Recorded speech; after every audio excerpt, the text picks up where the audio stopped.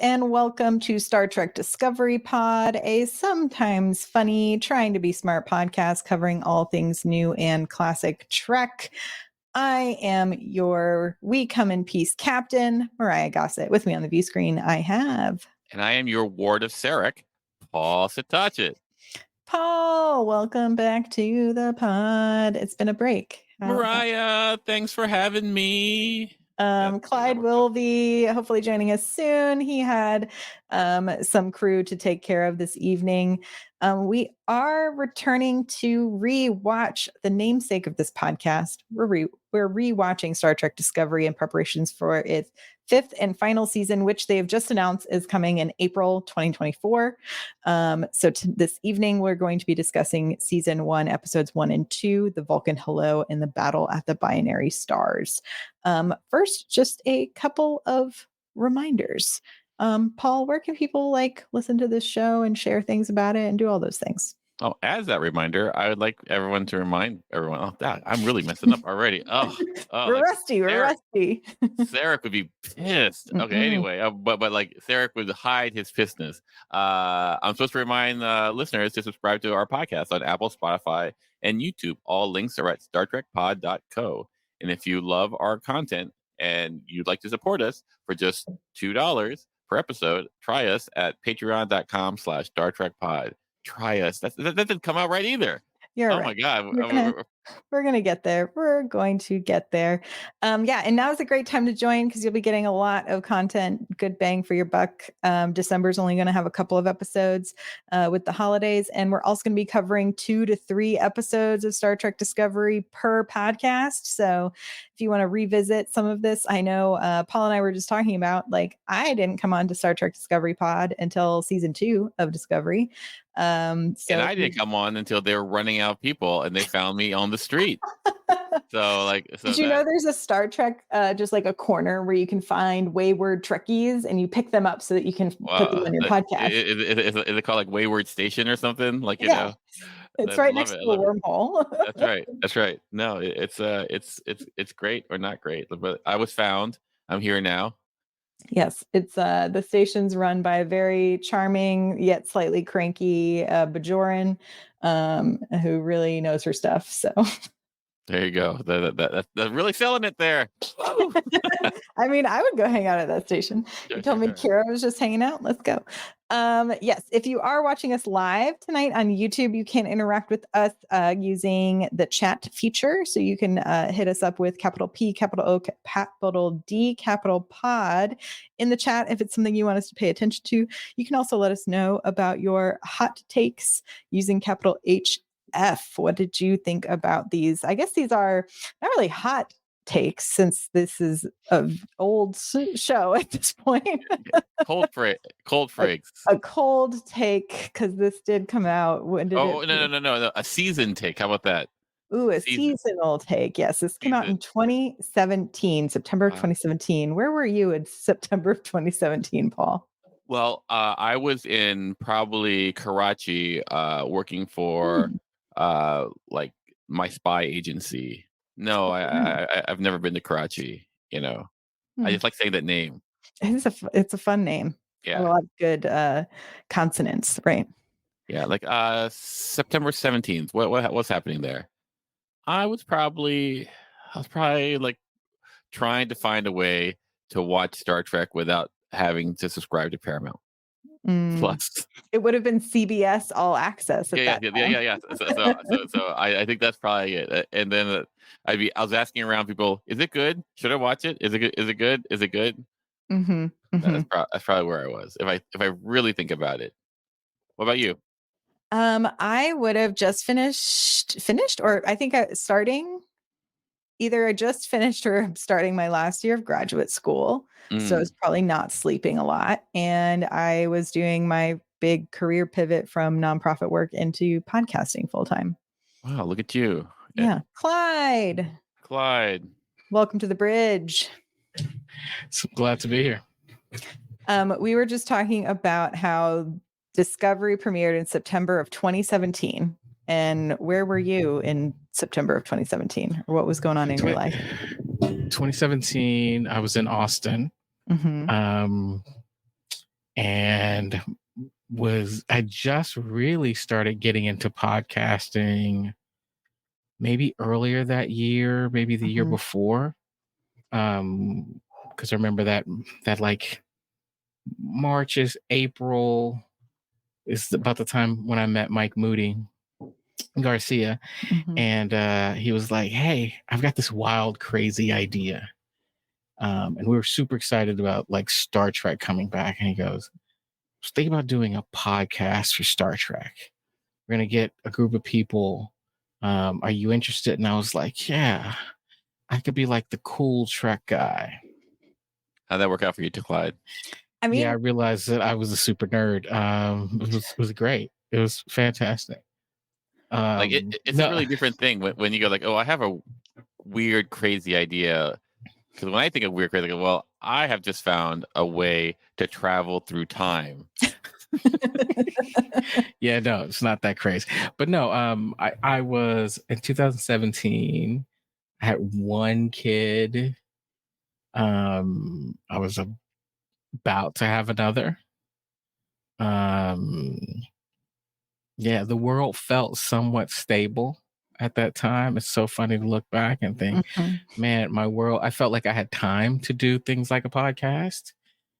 We used to go to a studio in person to do it. Do you remember that, Clyde? Yes, I do. I remember. So when the first couple episodes, they would premiere on Paramount Plus. I'd watch them. CBS All Access at the time. Oh, that's right. Sorry, you're right. CBS All Access. They'd come on at like 7 on a Sunday night. I'd watch them, then hop in my car, drive 25 minutes to south in Austin, walk all the way up to like the third floor. Walk up to the third floor, and then sit in the room in the middle on a Sunday night and record the podcast. So it was live. Like you'd watch it, and then I'd race down there, and we'd get ready and we'd go. And sometimes there'd be costumes and props. And we were all huddled around a table, trying not to mess up the sound. And we started off, it was just audio. Yeah, no, that was fun. Like you didn't have to worry about what you were wearing or if you wore that the like week we are before. now. I know. It takes shows like I'm wearing a very ripped t-shirt. Listen, it takes a lot of work to get a t-shirt to look this level of like wrinkled and disheveledness. Like you just don't like pull a t-shirt out of somewhere and be like, "Oh, it's good to go." You got to like craft it to look like you don't care. Is how I look at it. Well, everyone might not realize this, but like, you know, Clyde is actually 104, and like it takes a little bit of makeup to get him looking that good. It's true. We have a whole team that stops by. Do you have any idea what I have to do to get my hair right for this podcast? Like it's just for our audio only listeners. Yes, a joke, but because I'm bald, I have not had hair for a very long time. So, well, thank you for joining us for Memory Lane. I know it was like our long tangent. It's like nice to rethink about 2017. It felt like a simpler time. It didn't seem like a simpler time. It absolutely was simpler. It did. Oh, nostalgia. Okay, but some other things that have happened recently in the Trek news world. At Comic-Con in Brazil was when they made the announcement that Discovery will be returning April 2024, which means we now have a schedule. So, guys, this means we probably have to watch more like 3 to maybe 4 episodes of Discovery per review. I mean, not for nothing, and I don't want to spoil it, but I enjoyed watching the first 2 episodes so much. I actually already watched the third. So I remembered why I binged the whole first season. It was very bingeable. For this, we're going to have a lively podcast then. Have you guys watched it since like 2017? No, I have not. Yes, I watch it I watch it on planes because it's every plane has freaking Paramount Plus on it, and they always have at least the first 2 episodes of Discovery and then a smattering of some other episodes. And so I've watched the pilot at least a few times over the last like 2 years. I have not seen it in 5 years or 6, and wow. Yeah, like I go to select episodes. Like, you know, Harry Mudd episode I go to a lot, That's a good one. or season 3 where they meet the on the edge of tomorrow, keep the guardian on the edge of tomorrow, where Jojo goes. I mean, that's probably my favorite episode. The jump, yeah. Anyway, how about we talk about some episodes, eh? Or yeah, I'm almost done. So they also there were some award nominations, both Critic Choice and Saturn Awards, across for performance and best of for Picard, Strange New Worlds, and Lower Decks, which is very exciting. Specifically, Critics' Choice Award nominations for Celia Rose Gooding for Strange New Worlds, and Lower Decks as well at the Critics' Choice. So, and Picard got a lot of love at the Saturn Awards. So that will be exciting to see what they take home. Yeah. But yeah, I think it's time to, I was like, I think I'll need to make a new video because these aren't quite hot frakes. These are kind of mulled over frakes. Yeah, there we go. We're selling it. Yeah. Luke, a revisit, a nostalgia frake. We'll go with this nostalgia frake. Here we go.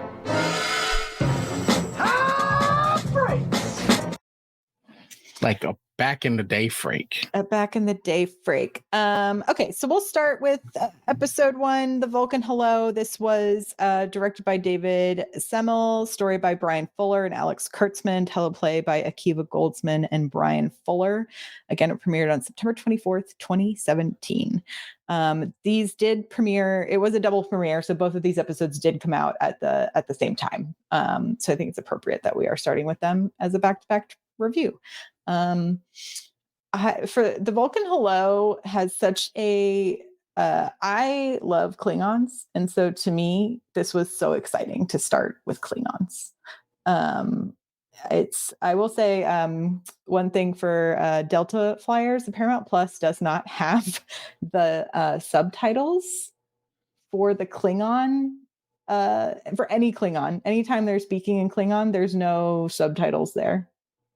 So a couple of times that I've watched this, I've been like, oh, I'm just gonna live in mystery.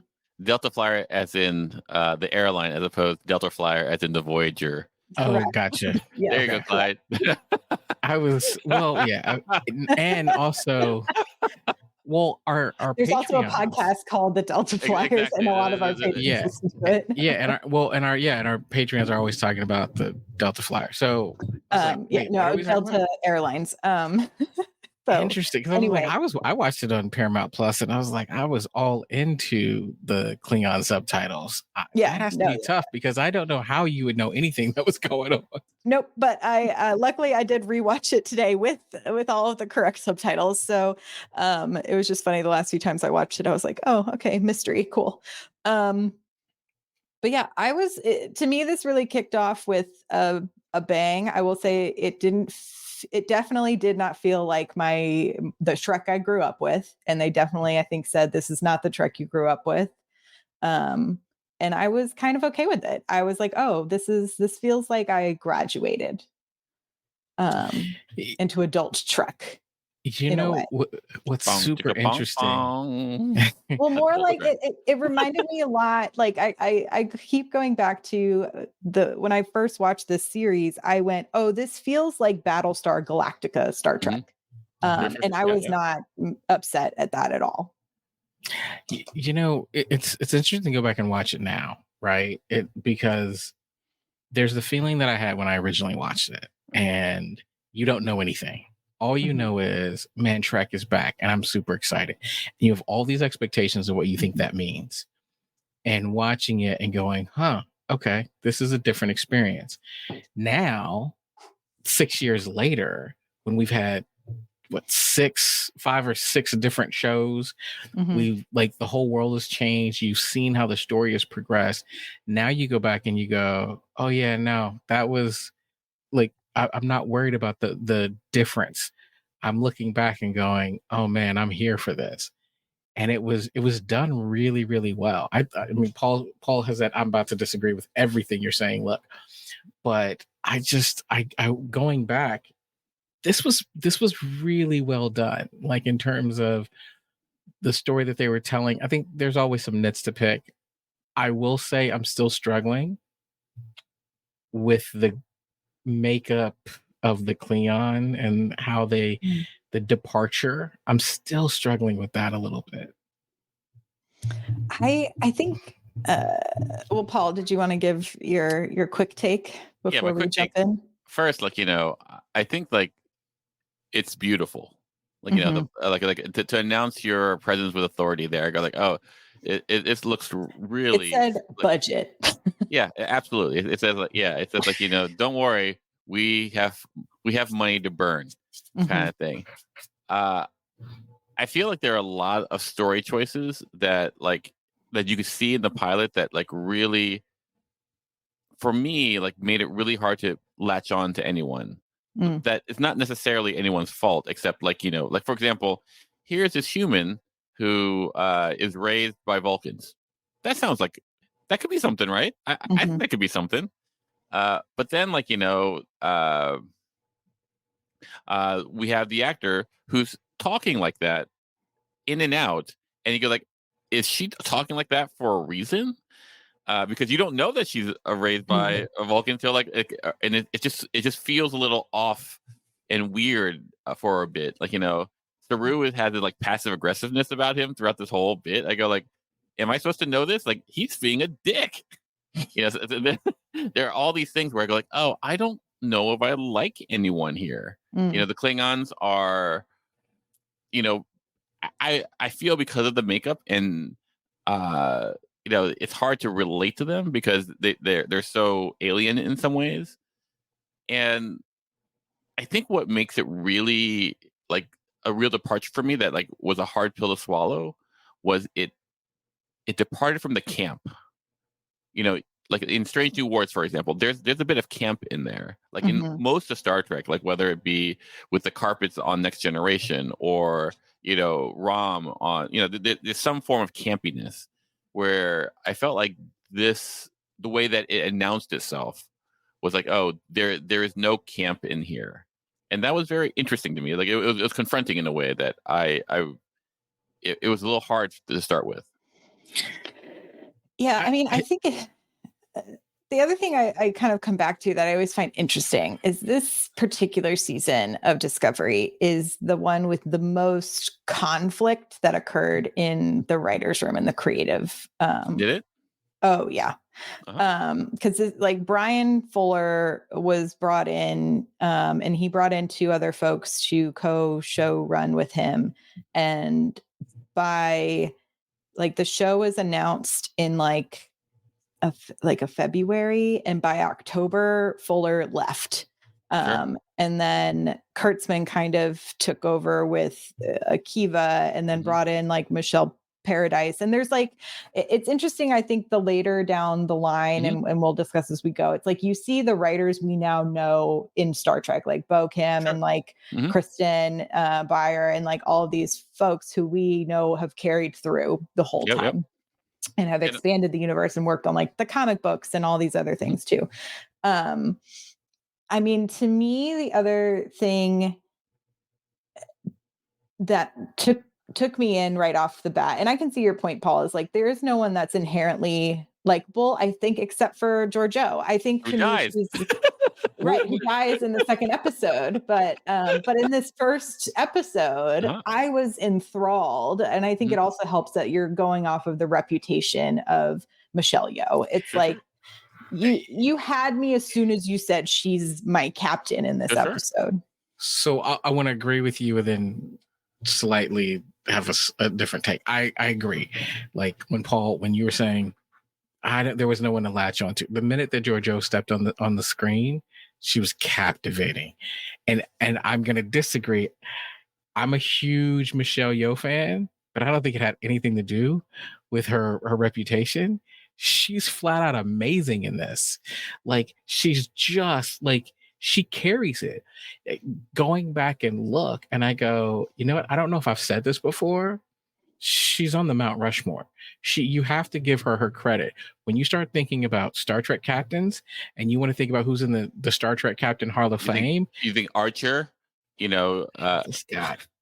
I know who you're about to say. He's not in it, but she is. Like, she fits the seat. Like, she just like, and so I was like, yeah, I'm in this. I was interested in Burnham pretty early on. That might be partial reputation. It might be the fact that I'm just going to put it out there. Man, this is a Black woman like lead. Like, I'm in. I want to see this. Where is this going? So I was hooked on this. Now, to your point, I didn't know.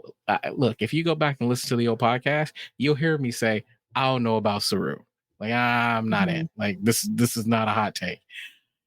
The rest of the cast started to grow on me. Yeah, like it took a while. It's a very bold move because we know what's coming, is that the first 2 episodes of a show entitled Discovery, right? It's the title of the ship that we're eventually going to follow. The first 2 episodes don't take place on that ship, and half the crew we meet don't ever see them again. It's like we have Kayla and Saru and Burnham. Well, there's one other guy. I think the I forget his name, the Black guy who's on the bridge. I think I saw him in the background. Like he's there, but you just like as an Barely. extra. Yeah. Yeah. It's like no lines, right? And so it's like the other thing that's like, it's hard to give this a fully fresh take because there are things that like I now know and love, right? Like I love Mary Chieffo as our Klingon. I thought about you when I saw her name pop on the screen. And I was like, Myrriah's going to be so excited. I love her. And she's also very nice. Yes. So it's like, she's a nice person. And I think she does an incredible job. Yeah, we've met a few times. Well, did you meet her at Star Trek Day? No, she comes to the show that I produce in Los Angeles called Don't Tell My Mother. So I have met her previously, but I did also see her at Star Trek Day. Yes. She hosted the red carpet. Never ending, Clyde. Still hurts. It's a time loop. Still hurts. It still hurts. But I want to bring it back to so Fetcher Sketcher in the chat says, I was excited for 2 leads being women of color, and I think that is such a like important. It felt important. It was like turning on this like legacy media and being such a Janeway Voyager fan. It felt like, oh, this was the next step that I wanted to see. It was also interesting to me that our main character is someone who is not a captain. And this was definitely one of the first times that has occurred in Trek. For sure. Like I was trying to figure out how it was going to work. I was like, well, how does this work? Like, it's funny because he said like, oh, here are these 2 women.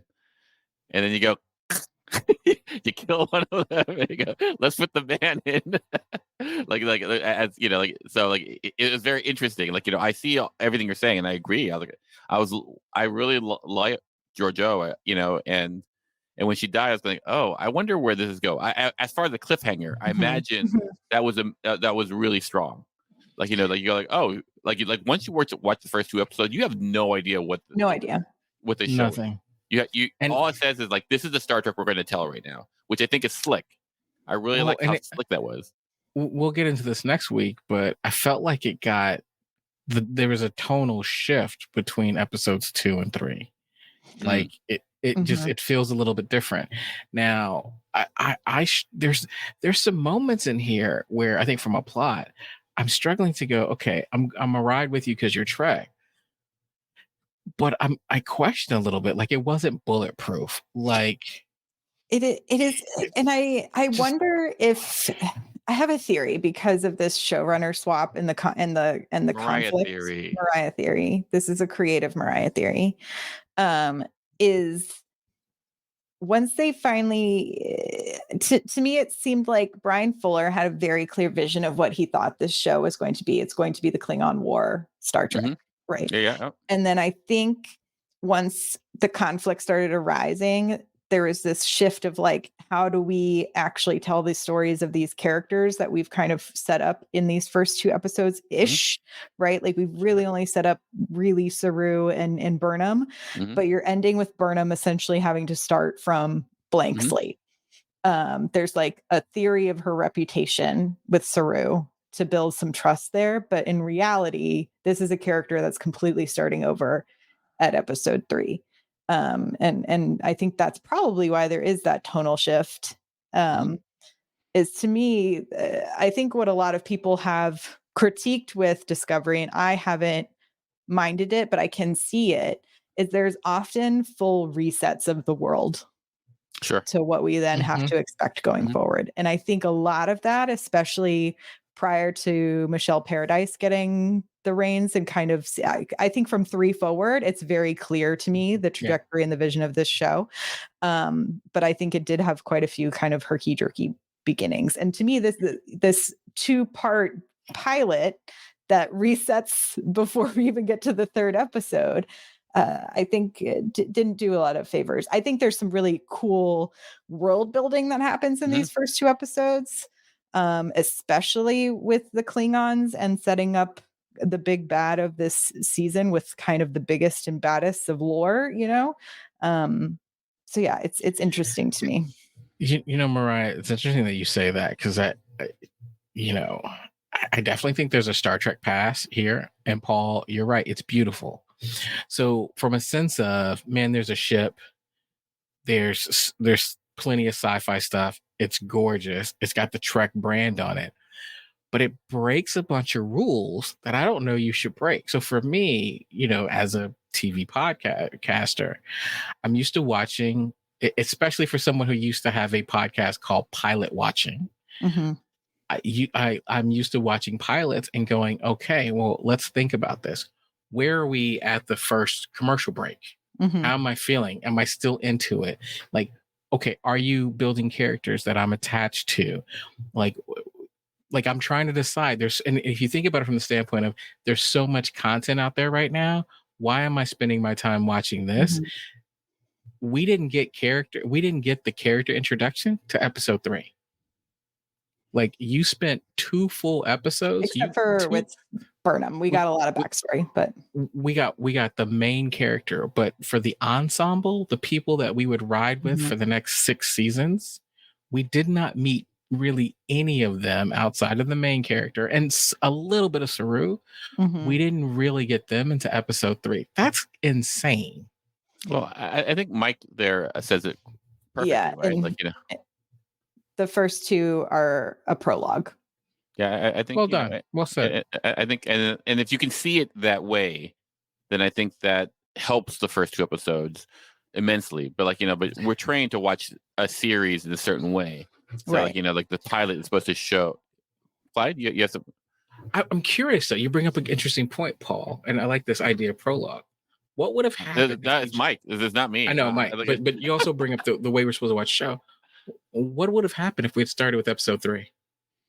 I think that would have been, it'd be the origin story, right? You start with Lorca. You start with this person going to coming from jail to meet Lorca, and here is so you're the fish out of water kind of thing.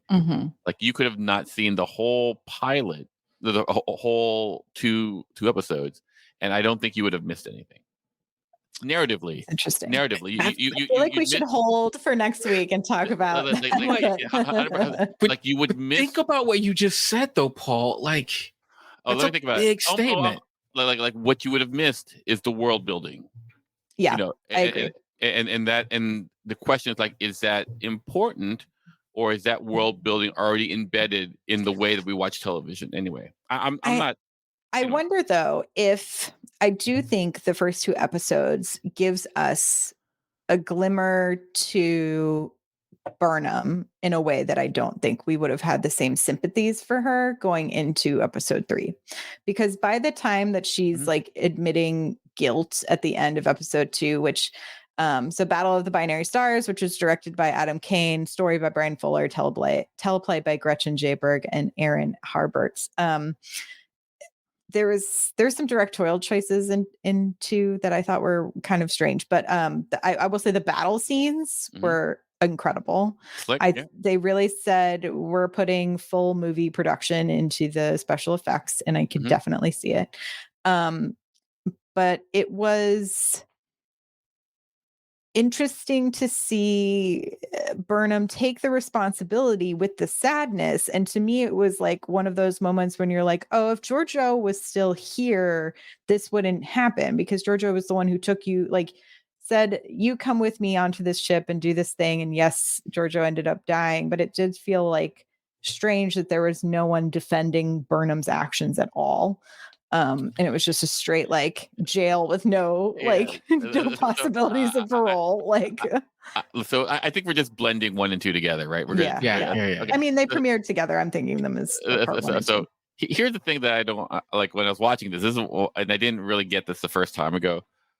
What really did Burnham do? Yes. Speak on that. Keep going, Paul, because I struggled with it the first time, and I struggled with it today. She did attack a captain, right? Yeah, like sure. she did assault her commanding officer, which people did to Kirk all the time. All the time. Almost started a war.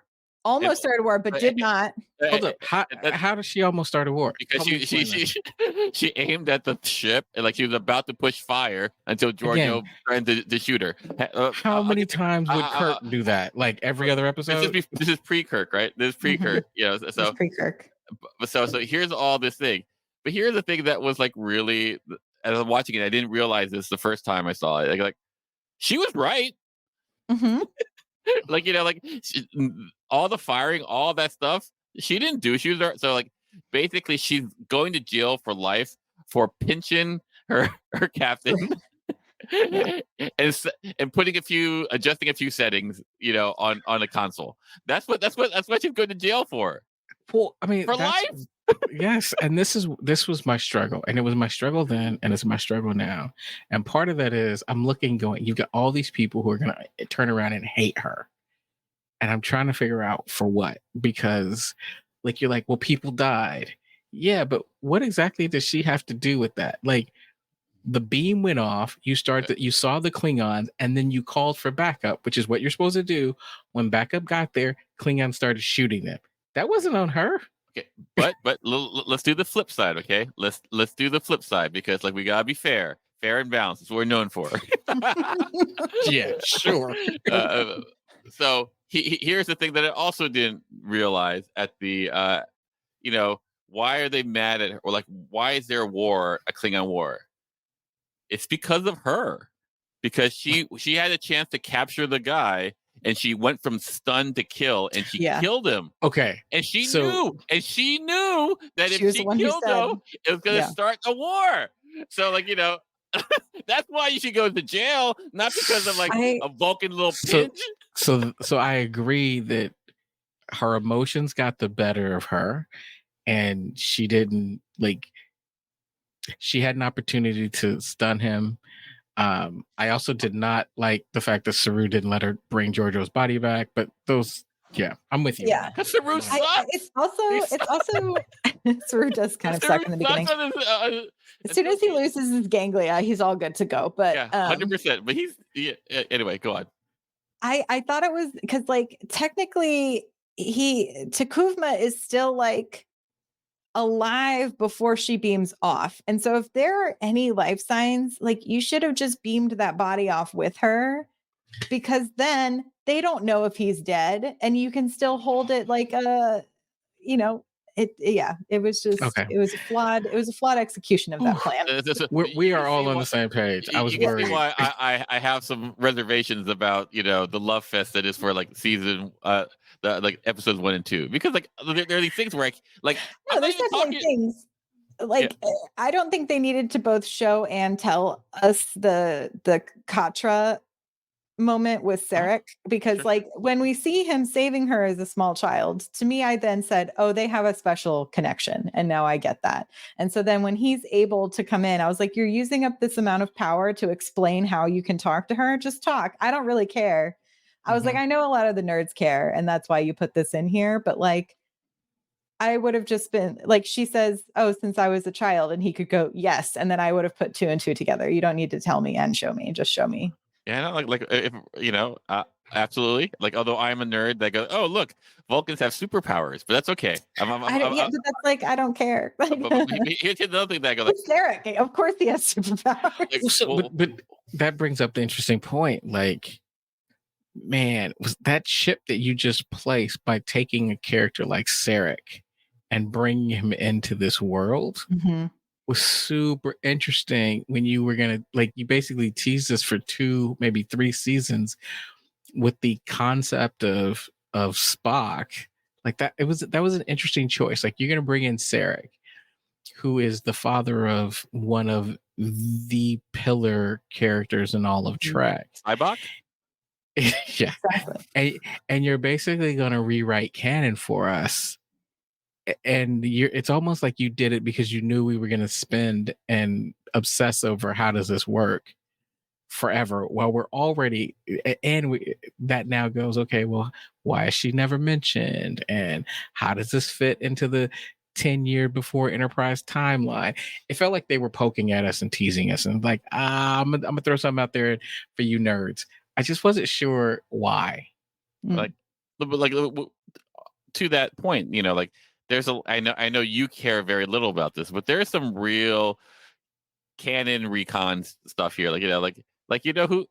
How this dude have a cloaking device? Like, we didn't find a cloak device till Kirk's time, and the Romulans had it, and the Romulans didn't, and the Klingons didn't have it until they traded like warp engines for cloaking. Like, there's all this stuff being like like shattered upon, phasered upon, and I'm like, okay, I don't know if you're gonna be able to stitch this together, but We get there. but like, do we know we jump forward in time so we don't have to deal with it? Yeah, Strange New Worlds is going to clean it up later. It's fine.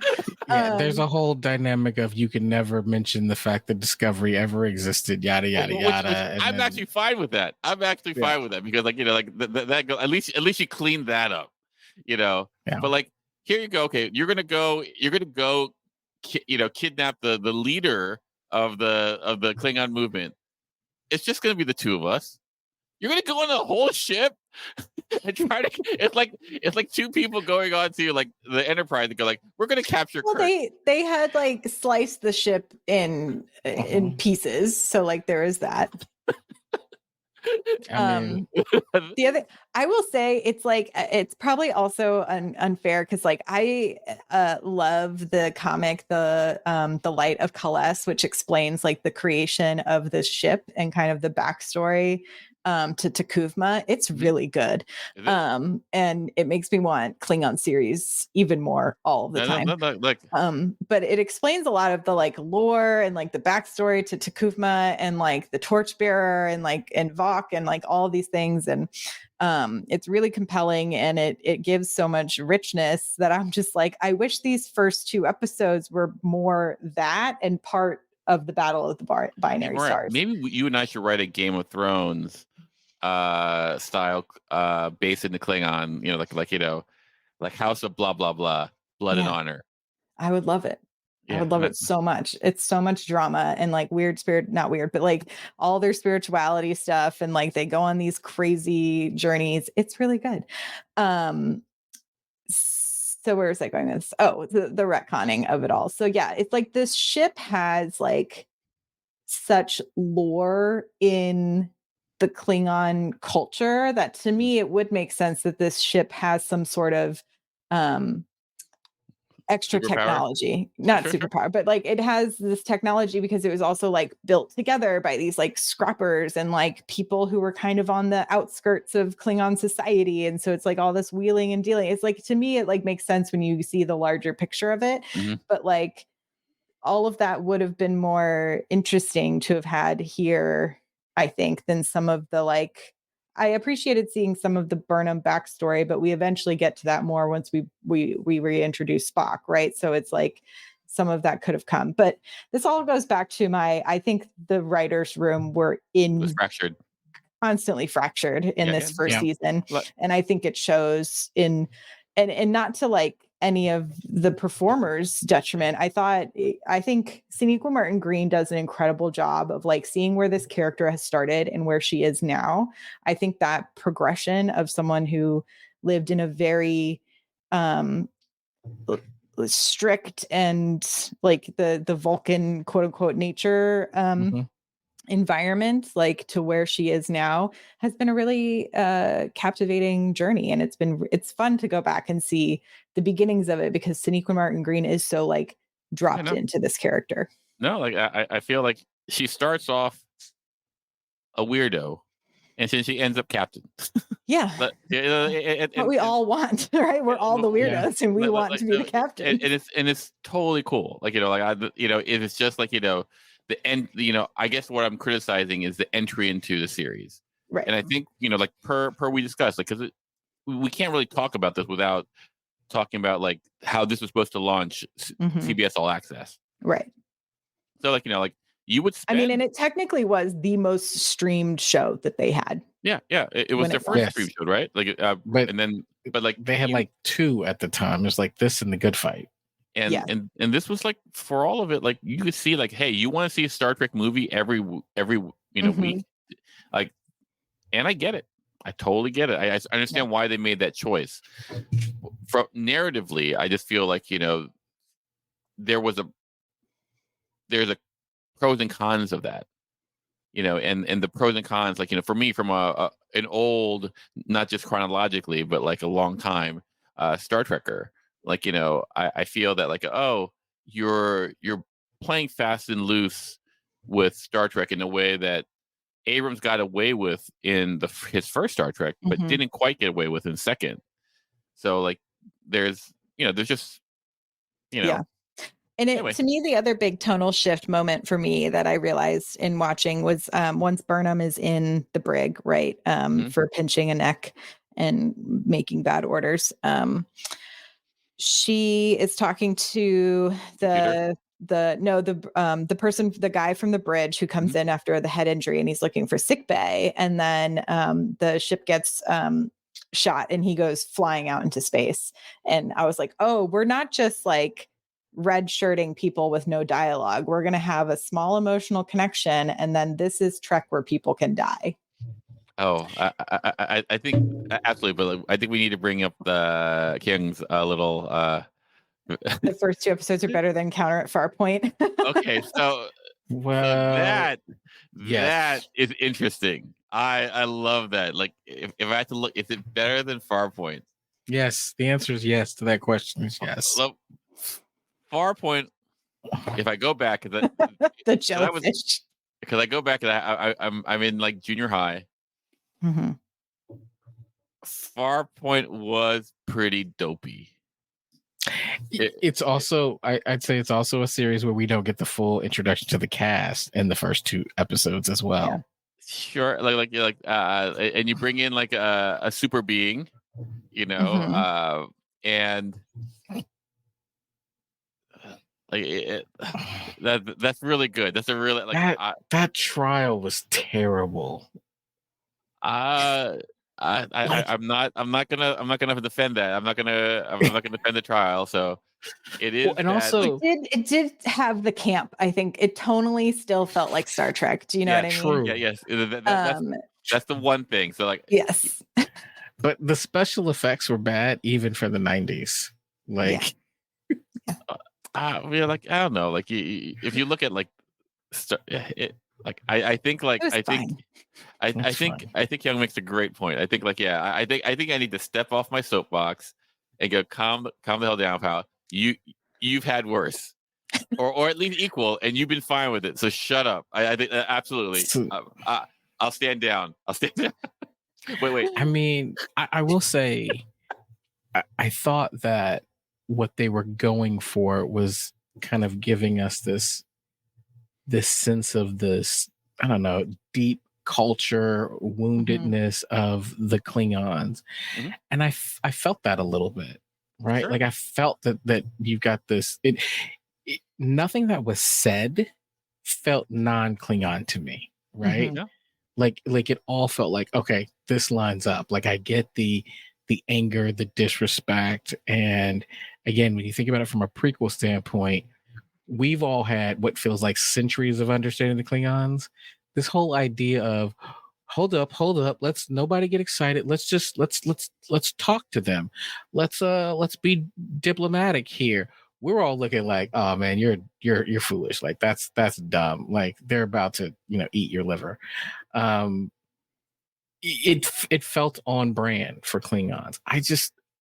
To this day, I still felt like I had to read an article to explain why these Klingons look so drastically different from the Klingons that we know.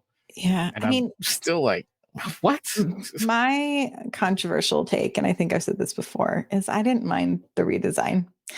I was like, I can understand people's like reaction to the redesign, but to me they looked fairly similar to the 2009 Star Trek Klingons that we were introduced to, because those are also designed by Neville Page, and they felt like a slight variation of that. And like I don't know, I didn't mind it. To me, what would have made more sense is like once they did decide that they thought it was not the best way to go or whatever based on fan reactions, is like just like pepper in a diverse array of Klingons, because my thing is like we are all people and we all look very different. We are all basically twins. I mean, twinning energy right now. And so I'm just like, to me, it would make sense that there's different like factions and looks and different appeals. But it was like, oh, if you had like kind of mixed in everybody instead of being like, oh, when Klingons are at war, they lose all their hair, it would have, I don't know. I think like here's my bit, like if I to just like reduce it, like I've always seen Klingons as mammals. Mm-hmm. And like when I see Discovery Klingons, they feel not mammals to me. Do you think it's because the outfits are more reptilian? I think it's because the skin tends to be glossy in a way that is like not like super baby rolled up to the point where it almost looks like a shell. But that's just me. That's my Paul take. Paul Frank. Yeah, I mean, listen, I think the thing that you get with Star Trek fans of this is that we're looking for a reason to believe, right? And so for the most part, if you just do the bare minimum, we'll swallow it, right? We'll be like, oh, okay. So yeah, all you had to, Myrriah, I agree with you 100%. If you had peppered in a few different looking Klingons in any of the episodes where you bring Klingons back, we would have been like, see, that's it. They're just different types. Klingons come in all shapes and sizes. That's what it is. Everybody would have been happy, and we would have moved on, never talked about it again. Yeah, because like the thing I think to me that got me on board is like T'Kuvma looks so. He's trying to portray essentially a god that's going to bring together all of these houses, right? Like he is a messiah. And so to me, that dark makeup with that out, I was like, I can see as like if I was designing this creature if I was or telling someone how I wanted something to look and feel as like a director or producer of like, I need this Klingon to look like the messiah of Klingons. I think it was effective. Oh, sure. Like that person would not have to sashay away. Exactly. They would have gotten top prize on Drag Race that night. That outfit was great. Yeah, I'm looking at some pictures, and Myrriah, you've both of you have hit on it. It is a glossy skin. It does feel reptilian. The outfits are also very much a departure. Yeah. Though I would say the Discovery outfits are a bit of a departure too, right? It does feel like Discovery said, "Hey, we're going to do our own thing." If you had changed a few things, you could have created Discovery without ever using the Star Trek like branding. Yeah, no. Like Strange New Worlds, however, is like no. All right, we're gonna redo this whole idea of a prequel. We're gonna redo this in a safe space, and it feels much more like a prequel to the original series to me. This, don't get me wrong, I love Discovery, but I think them jumping to the future was the smartest thing they ever did. 100%. I actually like season 2. Yeah, I think season 2 is great. I like, well, maybe not great, but like I like season 2. I think my favorite episode though is like the time travel Giorgio episode. Like I go like, oh, this is what Discovery it is like when it's hitting its peak, where like everyone is like, everyone is where everything is just like hitting well. Like like it's one of my favorite episodes to watch. Like the 2-parter, right? Giorgio goes back in time, like not Giorgio, like Empress Giorgio goes back in time, and we'll get to it, guys. Don't worry about it. We'll get to it. Yeah. Yeah.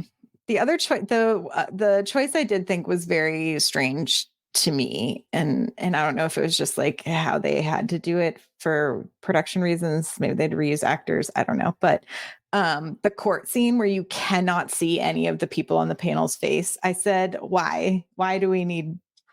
I've never seen a court trial in Star Trek look like this before. Well, ever. because she was in a Section 31 court.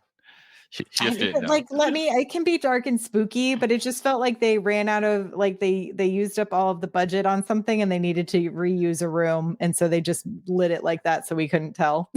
well, this is what I mean. Is like as a Trek fan, you'll find reasons to believe. It's like, oh well, they were passing down judgment and they were trying to hide their identities, and I was like, yeah, but that's not Trek, right? We will later see, and again, one of my favorite episodes of Strange New Worlds, Ad Astra, where you're looking at also a very significant court martial, opportunity for a court martial, and it's nothing but light. Yeah, it is nothing but light everywhere. That was an interesting choice, but Discovery is the darkest like Trek series from a lighting standpoint in the franchise. Yeah, it is hard to watch the middle of the day. I will say I had to close the blinds. It literally has. I did Black Alert.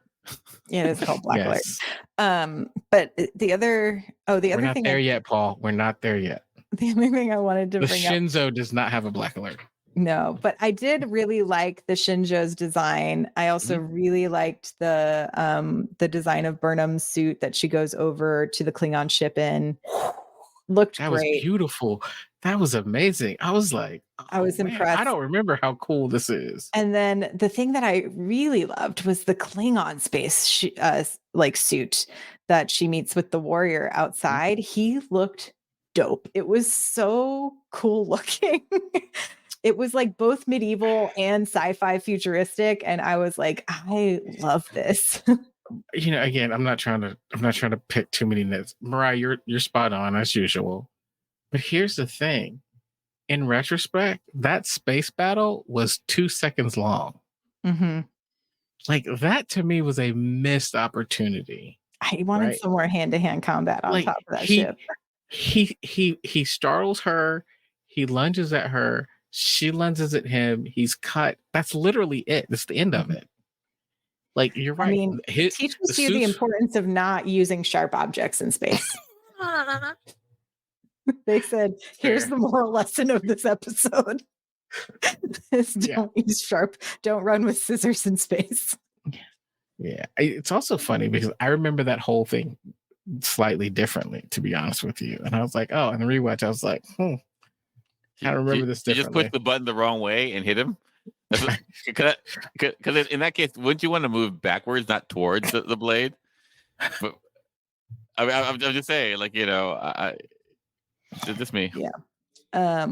But anyway, it's a very interesting way to relaunch the series. I was still excited. I was ready to hit play on episode 3 as soon as episode 2 ended. They definitely knew how to tell the beginnings of a story and to entice you into wanting to watch more. So, I mean, to me, that means it's successful. Yeah, no, like we're talking about it. We are talking about it. And like, if you look however many years, 6 years later. No, like, do you know what we don't talk about? Encounter Farpoint. Enterprise pilot. Does anyone remember the Enterprise pilot? Yeah, see, look at Clyde's face. He doesn't know. He hasn't done his Star Trek homework. He doesn't care.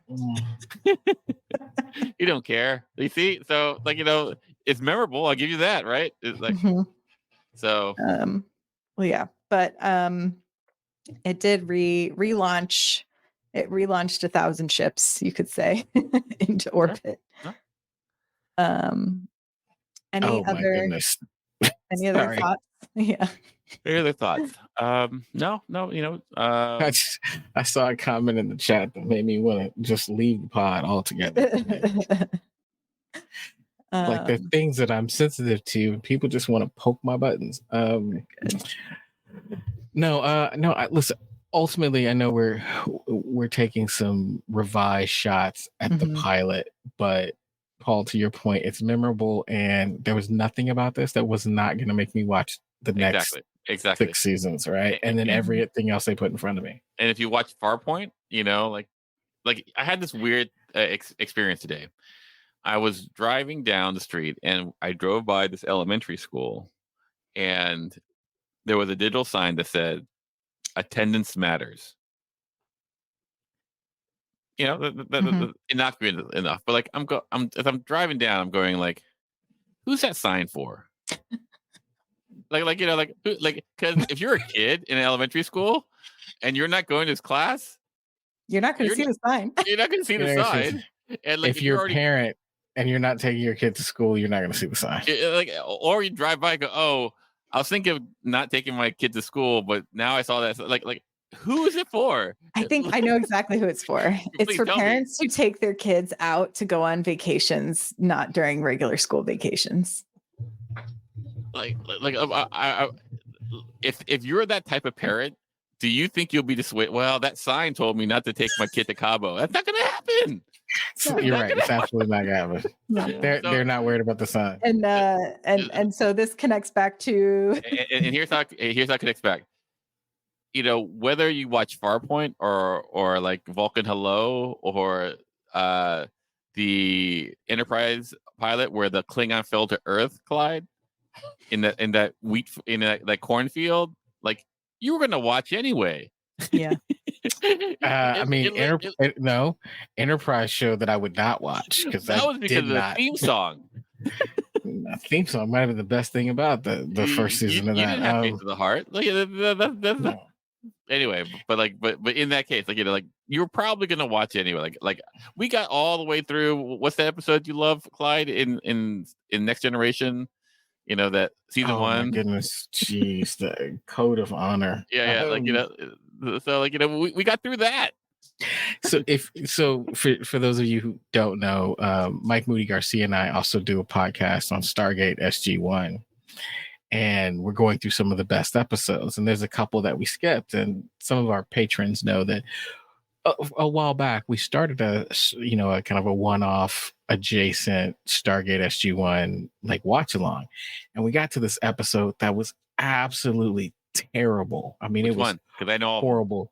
I forget what it's called, but it's one where Carter's in the big dresses, and it's about like trading women like chattel, and it's just horrible. It's awful. And it turns out that the writer of that episode is the same writer of Code of Honor, and some of the like she doubled down and wrote like 3 of them, and I'm like, how are you still employed? Like, these are terrible.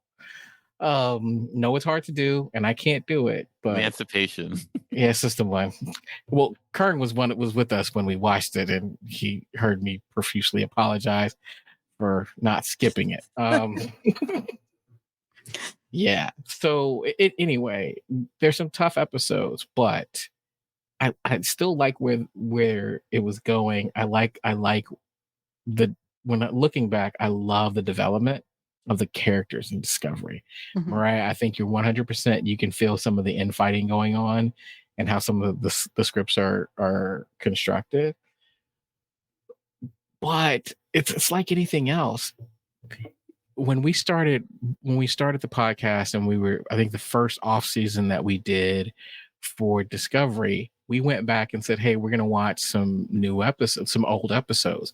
And in part because Grant Davis, who was doing it with us, he was the newbie. He hadn't seen Discovery, was the first Trek he had ever watched. So we went back, and what we learned is that first season of Star Trek, you're telling Grant, this is an amazing show. This is one of the best sci-fi shows of all time. You're going to love it. You're going to love it. You're going to love it. So you go back, and Grant is trying to figure out why Picard is such a prick. And we realize that, like, even though you, like, when you go back and watch the first season of The Next Generation, it wasn't like cinematic gold. Like they struggled a little bit to find their footing. Encounter at Firepoint being an example, but they found it, and when they hit their stride, it was magical. And I look back and go, the same thing happened with Discovery. Myrriah, you said it earlier. By the time you get to season 3, you're upset that there aren't more episodes. Mm-hmm. That's just like, I'm looking at this and going, it was pretty enough and interesting enough that I wasn't gonna not watch it, but it gets much better. Yeah. And I think it actually gets better, even though I don't personally like Lorca. By episode 3, it gets really intriguing, and they bring in cast members that you're like, oh, I'm curious about these people. Mm-hmm. Word. Yeah, I'm excited for 3. So next episode, we will be watching 3, 4, and 5. So get ready, y'all. I'm excited to continue this rewatch. We will be back next week again, same time, same place. Next week, yeah. Okay. Yeah, you're not in Austin yet. Okay, great. You don't get to Austin until the Saturday. I'm glad I know your schedule. Yeah. Paul. Maybe better than he does. Paul and I are working on a movie together. That's why I know. That's awesome. It's going to be fun. We'll tell you all about it more when we can. But yes, you can subscribe, rate, and review on Apple and on Spotify. Visit StarTrekPod.co to find links to where you can share the show, review the show, do all those fun things, and to our Patreon. You can still find us over on X, thanks to Karen, who helps us run that hot mess over there. Gives you updates of when we're going live. And we will see you all next time. Live long and prosper, y'all. Bye.